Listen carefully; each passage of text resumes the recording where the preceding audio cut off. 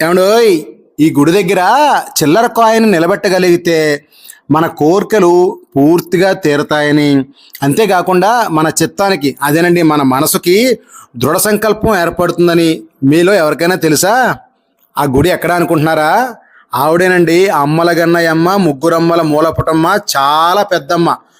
ఆవిడే తెలంగాణలోని హైదరాబాదులో గల జూబ్లీ హిల్స్ పెద్దమ్మ తల్లి.